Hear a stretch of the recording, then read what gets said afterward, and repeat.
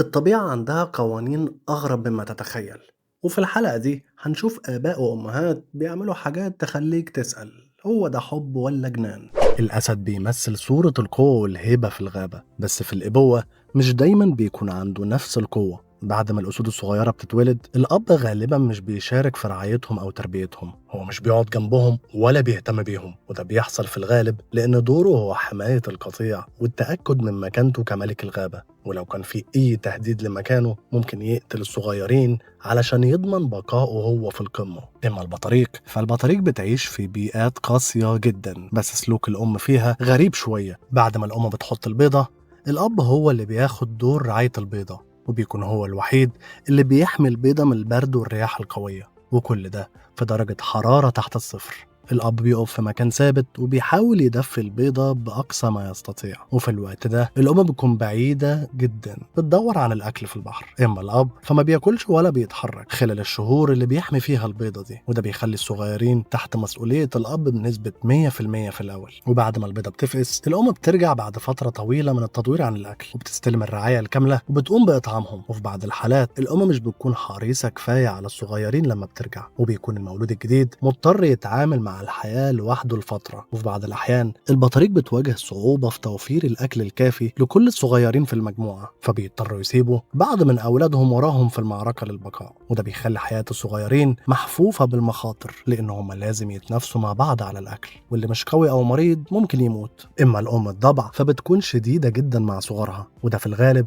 علشان تضمن إنه يبقى فيه تسلسل هرمي داخل المجموعة. الأم مش بتربي صغارها زي باقي الحيوانات لأنها مش دايما بتراعي مشاعرهم أو سلامتهم، بل بالعكس هي بتعلمهم العنف وتخليهم يتنافسوا بشكل كبير على الطعام والبقاء. يعني الضباع الكبيرة مش هتتردد في مهاجمة صغارها، خاصة لو كانوا ضعاف أو مريضين، وده بيحصل علشان الضباع الأكبر عايزة تضمن إن القطيع كله يبقى قوي وصحي، وبالتالي مش هتتساهل مع أي ضبع ضعيف أو مريض. واللي مش قادر يجيب الأكل بيبقى معرض للموت وبتتخلى عنه باقي أفراد المجموعة. فالأم هنا مش هتهتم بولادها لو كانت حاسة أو متأكدة إنه مش هيقدر يعيش في الظروف الصعبة. وعكس بعض الحيوانات اللي بتظهر فيها مشاعر حنان أو حتى رعاية بين أفراد القطيع، فالضباع ما عندهمش نفس النوع من الشفقة، وده بيخلينا نعتبرهم من أكتر الحيوانات قسوة في تعاملهم مع أفراد المجموعة. والشمبانزي زي بقية القردة كائنات اجتماعية جدا، لكن في بعض الأحيان الأب في عيلة الشمبانزي بيكون عنيف جدا مع الصغيرين.